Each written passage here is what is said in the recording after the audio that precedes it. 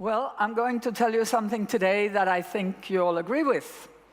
But maybe I can increase just a little bit your optimism about it. That the mutual influence of technology and society, and it's all about technological revolutions. And in relation to that, I have an important message for you. The possibility of a sustainable global golden age lies ahead of us, just this minute, just after the bubble collapses, just in this horrible time, which is similar to the 1930s in many ways. We can say that we're able now to rescue the good life that the welfare state promised in the advanced world and delivered, and is beginning to stop delivering, but might again. That we can make it reach the majorities in the world population, and save the planet for us and for future generations. And I can say all that by learning from the history of technological revolutions. So that's what I'm going to try to tell you today. There have been 5 technological revolutions in 240 years. The first one was the Industrial Revolution, of course, in 1771. That's when the British developed the machines, the factories, and built canals all over the place using the experience and the learning that the Dutch taught them. Then we go to 1829, when we have the age of steam, coal, iron, and railways, Victorian times. In 1875 begins the age of steel and heavy engineering, electrical, chemical, civil, naval. That was the first globalization. That was the time when the steamship, the transcontinental railways, transoceanic telegraph allowed the possibility of having the South, Australia, New Zealand, Argentina, all those countries from the South, bring, during winter, vegetables and meat to the North in 2 weeks because of steamships. So this created a new, very different situation, which is as different as the one we're living today. And then with Ford's Model T in 1908 in the US, now the revolutions moved to the other side of the Atlantic. We have the beginning of the age of the automobile, oil, petrochemicals, and mass production, which is the one that's still weighing upon us and making us live in this world of waste and super high energy because energy was so cheap. Plastics were so cheap. So that's what that revolution was about. And then our own age of information technology and telecommunications began with Intel's microprocessor in 1971. And that arrow, only half, is not a mistake. We've only seen half of it. We still have the best half ahead of us. If we look at history, that's how it has been. And then, in 20, 30 years, maybe the age of biotech, nanotech, bioelectronics, and new materials, we don't know. And I think I don't need to say any more about how bad predictions can be. But anyway, the one thing I can tell you is that there is no revolution that has not been around for at least 20, 30 years before really making the big difference.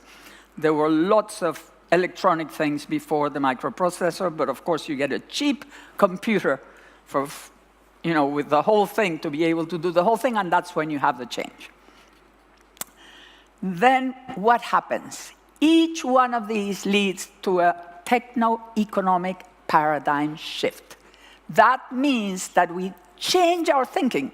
We go from pyramids to networks. We go from thinking things to thinking information.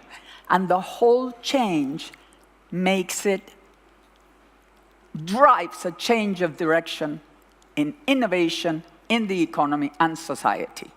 It doesn't happen in one day, but all the elements with which the change will really happen are there. So that each paradigm brings a far-reaching transformation. A new way of producing, a new way of producing, a new way of working, because companies organize in a different way, a new way of consuming, and a new way of living. But of course, these are major changes. So because of resistance to such major paradigm shifts, what we get is pendular swings in capitalism every 2 or 3 decades. First, when the revolution comes in, we have a period of financial capitalism. Guess what we've just had for the last 20 or 30 years? Finance forces the installation of each technological revolution because they make plenty of money. They have all these giant people becoming billionaires and zillionaires. That's the same thing that happened to Rockefeller and Ford and everybody else in the previous revolution. So what you have is this period of installation of the new with unfettered free markets and income polarization. Guess what? 1%. 99%. That's what happens each time. That happened in the 1920s, and it was horrible in the 1930s. But then it changed, because what comes after that is a period of production capitalism, aided by government. And that enables the full deployment of the new potential. Everything that was installed can now be deployed across the whole economy, not just the information technology, but the whole economy, including everything that we've been talking about today. And it's obvious, none of you will doubt that. But it also spreads its benefits across society. And now, how do we know when that happens? When there's a major bubble collapse that signals the swing, the need to swing the pendulum. So it's time for government and civil society to unleash the Golden Age, which is to change, to tilt the playing field in a very strong way so that things go in this other direction, not the casino finance, but actually the good times, the Golden Age, good for everybody. Let's look at the historical record. Bubble prosperities, recession, and Golden Ages. We put all the revolutions in parallel. So we have the 5 revolutions there, the installation period, the deployment period, in between the bubble collapse and recession. So we have a bubble prosperity and a Golden Age prosperity. So all this thing, you know, they want business as usual, going back to bubble prosperity, that's no good. Golden Age prosperity is what we want.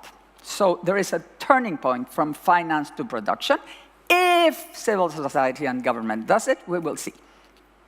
So in the first one, we had canal mania, then canal panic, and then the Great British Leap.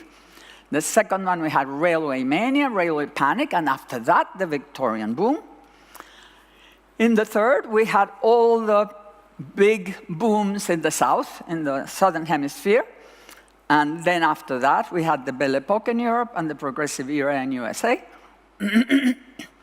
In the 1920s, the roaring 20s, with the automobile, housing, radio, aviation, electricity, all this huge financial boom. Then we had 13 horrible years, including a war, and after that, the post-war Golden Age. Now, we just had 2, actually. One was the NASDAQ collapse. After that, a couple of years of doing something, and then another bubble, which collapsed finally. Can we perhaps have ahead a global, sustainable, knowledge society Golden Age? I think we can. We are now there. We are now just at the point where the possibility of building a Golden Age is ahead. And the 2 prosperities are fundamentally different. They're different in nature and social consequences. Let's look at the differences, a stylized description of the 2 forms of growth, bubble prosperity, Golden Age prosperity. I want you to think of installation as what just happened in the past 20, 30 years, and to think about deployment as the post-war Golden Age. There are some of us who lived through it. Many of you didn't, but I guess you know how nice it was, or how nice it seemed to be. I know you have another view, and you're right. This Golden Age is going to be different. But anyway, in between we have the recession post-bubble and the shift from finance to production and to new lifestyles.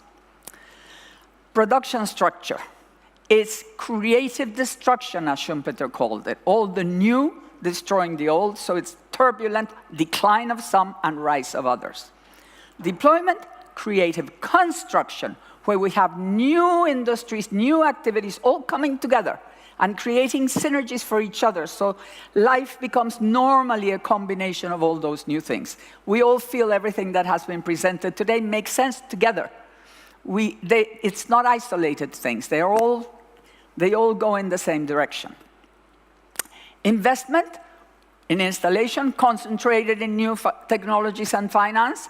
In deployment, widely spread across the real economy. Employment declines with modernization because productivity increases with the new technologies and also with geographical shifts. So it's a period of difficult unemployment. In deployment, we have reviving with the new fabric of the economy, depending on policy, of course. But then you can have employment in completely different activities, including the sharing economy, but then all sorts of things that require new forms of life and new forms of employment, a lot of services and a lot of other things. Government, during the installation period, is impotent. It stays out or is pushed out, like it was this time. During deployment, it's active, it shapes markets, and it guides innovation. That is one of the most important roles for government in order to create a golden age. Finance in installation is the self-serving casino behavior. It's just for them. Whereas in deployment, finance provides profitable services to the new real economy. Innovation in installation, new products, services, processes, and infrastructure, but they're all new, and the old economy remains the same. Whereas in deployment, we have institutional and social innovations that help transform production across the whole economy. And finally, the direction of the shaping. During installation, it's technology that shapes society. It's the new things, so you use the new things and you change your behavior. But in deployment, it's society that shapes technology. We already know what the technologies can do. Now we have to decide which ones we want the technology to do. And people can recognize when the time changes from one mode to the other. One of the signs is the spread of the new good life, with a new set of interrelated life-shaping goods and services at affordable prices, because things that you want become affordable. From the 1850s, we had Victorian living, when we had the rise of the urban upper and middle classes, different from the rural aristocracy. From the 1900s, we had the Belle Epoque, the cosmopolitan lifestyles from middle classes and skilled workers. After World War II, the American way of life, which provided suburban lifestyles that reached all workers in the advanced countries and the middle classes in the developing countries. And from now on, will we have many sustainable lifestyles? All sustainable, but all different, depending on climate, depending on culture, depending on all sorts of things. We can have global diversity using information technology in a green direction, which is the only possible direction. Climate change is not a problem. Climate change is the solution. We've got to use that in order to create this new life. So will it then go and lift all boats?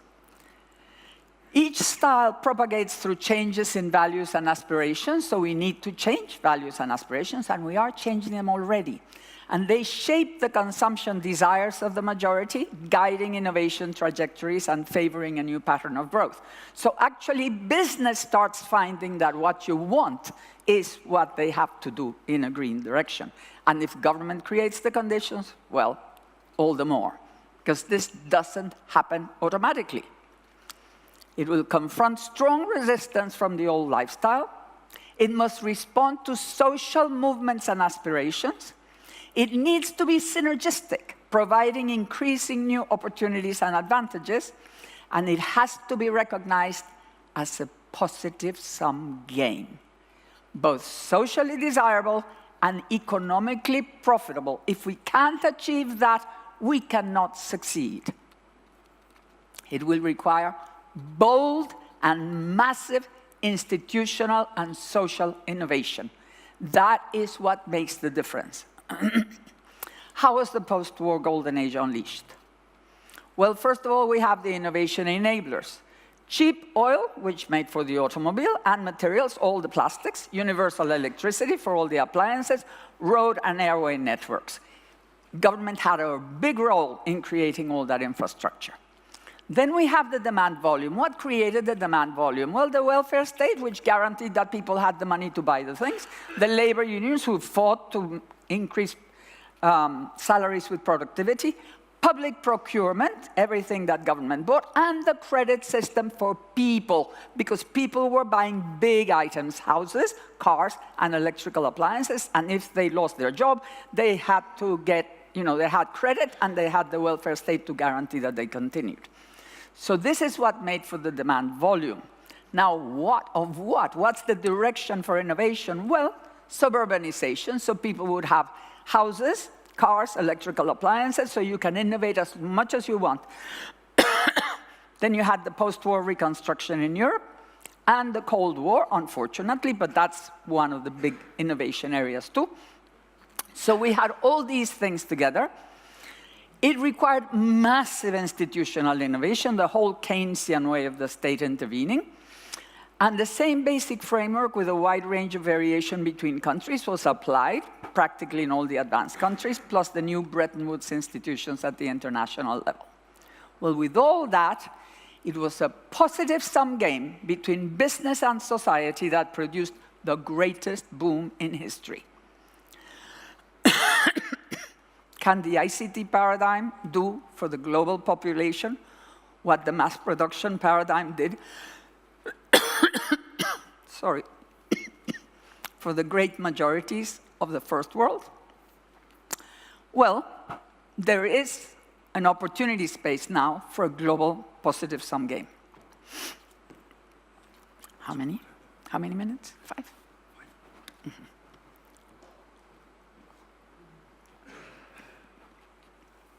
What is this space?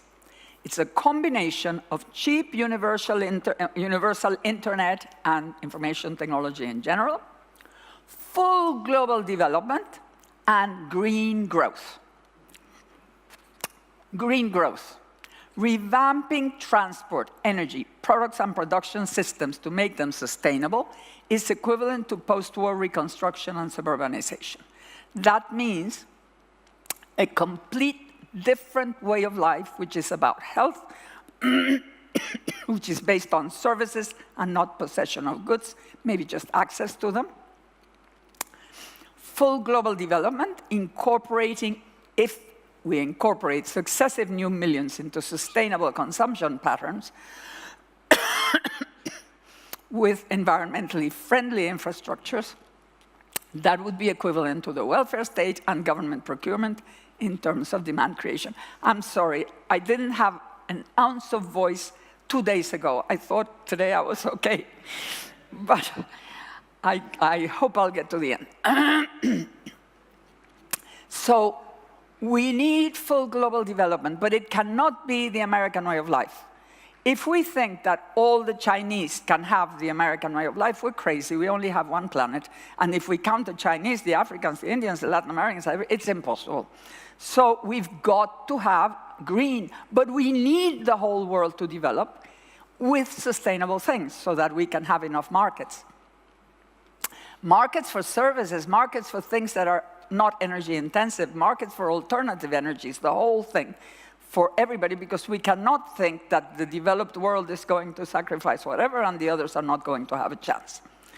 So the other is that full internet access at low cost is equivalent to electrification and suburbanization in facilitating demand and multiplying education across the world.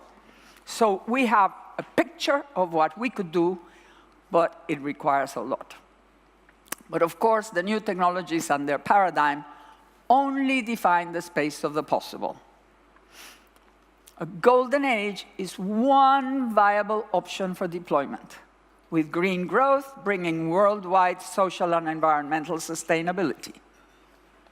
A gilded age, you know what gilded is? Just a bad thing with just a bit of gold on top, shines but it's not gold, is another equally viable option. And that's financial markets and the military shaping the playing field for a very turbulent world indeed. Society will build the future globally, nationally, and locally, selecting a direction within that white space of the viable. It is the task of this generation to be bold, to choose well, and to act upon it. Now, maybe you think I'm utopian. Maybe you think what I'm saying is just a dream. I want to ask you whether people in the 1930s, when there were queues of hungry people in the streets of New York getting food, when workers, none of the workers could even dream of owning a house. They lived in hovels. It was really a terrible situation. If at that moment, and unemployment 25%, if at that moment somebody had said, had described the post-war Golden Age, that workers would have houses and all this thing, do you think they would have believed them? You are crazy. That's impossible. Not only that, how about the independence of all the colonies? With wars, without wars, and all colonies would end up being independent. What?